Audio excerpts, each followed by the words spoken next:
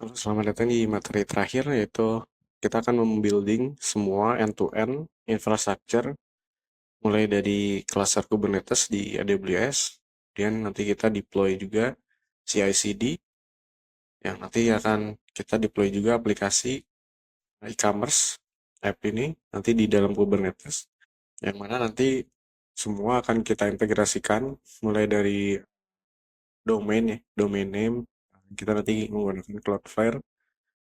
Kemudian nanti kita juga menggunakan Istio ya, yang sebelumnya kita belum pernah deploy di materi sebelumnya, Istio Gateway ini.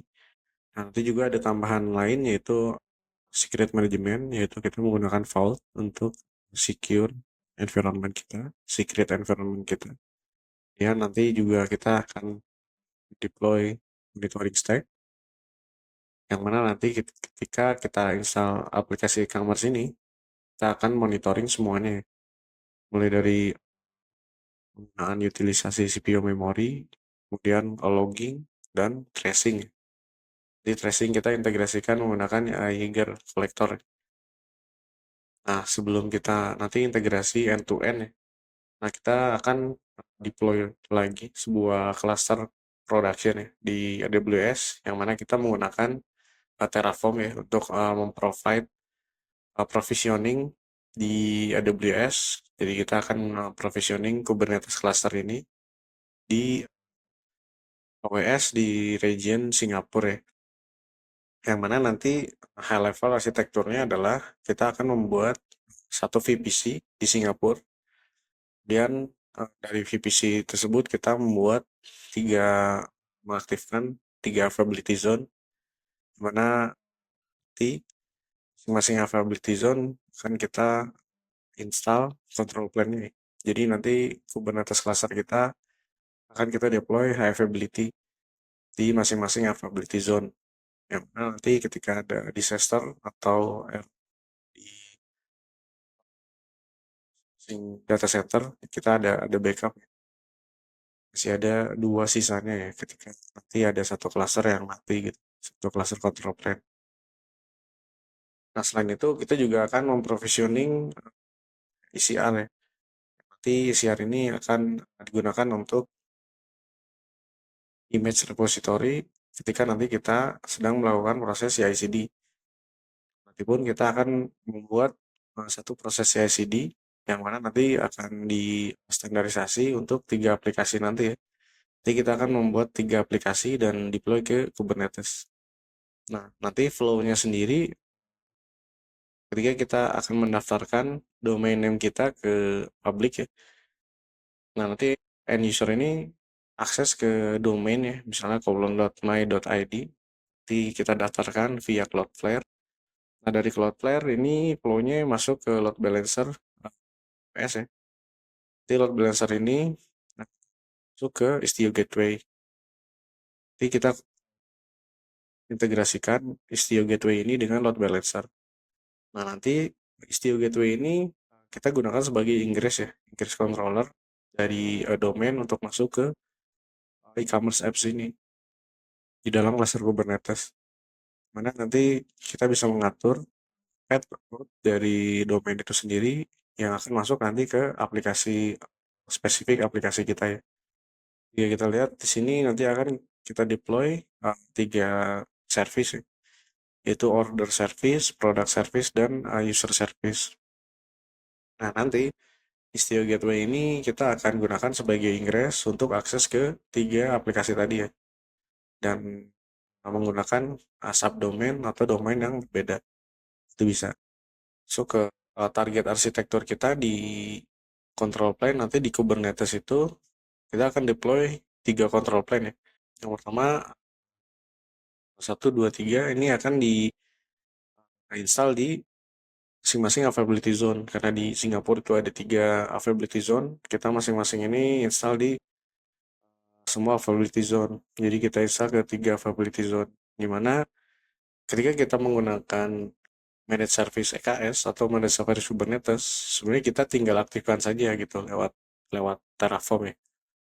Jadi nanti yang manage uptime ketika control plane itu ada masalah atau scaling, storage dari HD ini kita tidak usah khawatir ya, karena AWS atau EKS sendiri yang bertanggung jawab untuk memaintain control plane-nya. Oke, nanti topologinya atau kita arsitekturnya kurang lebih seperti ini. Kita membuat 3 control plane yang nanti worker-worker ini akan melalui load balancer si API server. Masuk ke 3 API server. Dan kotak ini akan di-maintain oleh AWS ya, sebagai penyedia layanan cloud. Kita menggunakan managed service EKS. Jadi nggak usah khawatir kalau misalnya ada sesuatu ya. Nah, ini untuk detail nanti service e-commerce arsitektur kita. Jadi kita punya 3 service, microservice, yaitu order service, product service, dan user service. Yang mana setiap service ini mempunyai database-nya masing-masing ya. Dan dari ketiga service ini juga dia mempunyai 3 ready sketch ya, masing-masing mempunyai ready sketch yang nanti dari order service ke produk atau service itu menggunakan HTTP REST API ya, yang nanti kita deploy menggunakan Golang language. Nanti flow-nya itu adalah customer bisa order service, nanti dari order ini dia bisa juga customer bisa masuk ke service product. Customer juga nanti bisa autentikasi ya. Misalnya nanti dia login kemudian membeli sebuah produk gitu ya. Nanti ada autentikasinya menggunakan JWT. Kemudian admin pun bisa mengedit order service, product service, dan user service. Nah, ini high level arsitekturnya. Yang harapannya nanti kita akan membuat 3 service ini, kemudian membuat database, 3 database ini menggunakan PostgreSQL, dan mendeploy juga nanti caching Redis ini di Kubernetes cluster kita. Setelah nanti dependensi diinstal, ya kita nanti tinggal attach atau pasangkan dependensi-dependensi ini ke service-service ini, masing-masing service ini.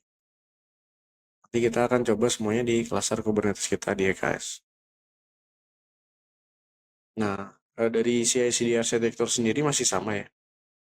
Cuman yang di materi sebelumnya kita belum membuat Vault Secret Management ini ya.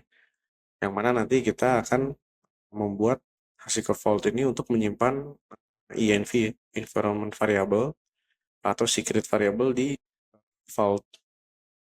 Nah, nanti flow-nya sendiri ketika engineer membuat sebuah code gitu ya, nanti di-upload ke repository GitHub. Ketika nanti ada changes atau pull request, dia akan masuk ke stage build. Nah, di sini ada kotak 2 ya. Ini adalah CI, continuous integration, kemudian ini continuous delivery kotaknya. Nanti di CI ini kita ada beberapa step. Yang pertama build, test, kemudian ini membuat manifest, kemudian merubah image tag. Yang mana nanti image tag ini akan diupload ke single manifest repository. Yang nantinya akan di-pull oleh Argo CD. Seperti itu. Jadi kita balik lagi ke CI. Nah, di proses build ini nanti kita akan membuild Docker filenya berdasarkan Docker image yang nanti di-provide di setiap code. Nah, dari Docker file tadi akan di-build, kemudian di-push ke image repository ECR ya. Nanti di-push berdasarkan tag-nya, nanti kita rilis berdasarkan tag version.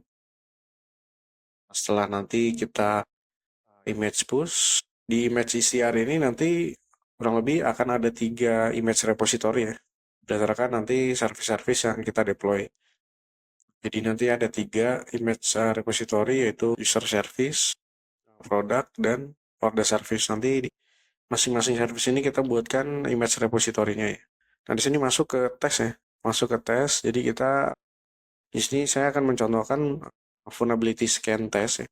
Yang mana nanti kita menggunakan Trivi ya untuk testing vulnerability-nya. Nanti juga di sini kita bisa memasukkan end-to-end test atau regression test atau unit test ya. bisa masukkan di sini. Kemudian ketika tesnya sudah pas, nanti kita akan membuat template manifest yang nantinya akan kita update sesuai dengan image tag yang kita rilis ya. Nah, misalnya kita rilis di production dengan V2 gitu ya. Nah, nanti image atau code tersebut akan dibuild berdasarkan rilisnya, dites, kemudian dari template manifest ini akan diupdate image tag-nya ya, ke versi 2. Yang mana nanti template dari customize nanti diupload ke single manifest repository. Nah, di sini 3 aplikasi tadi akan di-collect nih manifestnya. Akan diupload ke sini semua nih manifestnya. Yang mana nanti Argo CD bertugas untuk pull change jika mana ada perubahan manifest di monorepo atau manifest repository ini. Jadi misalnya di sini ada 3 aplikasi, tapi yang berubah adalah user service. Nah, Argo CD bakal nge-synchronize objek yang ada di Kubernetes dengan manifest yang ada di manifest repository. Jadi ketika ada perubahan, Argo CD akan mengupdate update resource yang ada di Kubernetes.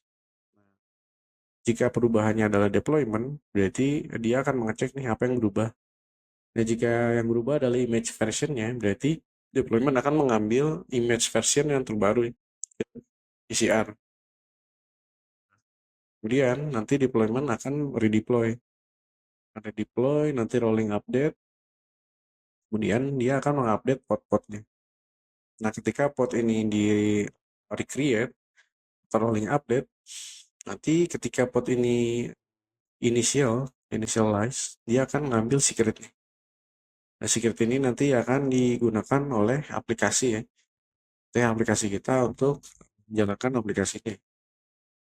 Misalnya di vault ini kita akan menyimpan secret database connection, secret yang lain ya, atau user password Redis, dan yang lainnya ya, konfigurasi credential, nanti kita akan simpan di vault. Nah, nanti berarti goalsnya kita akan membuat 3 repository sesuai dengan 3 aplikasi ini ya.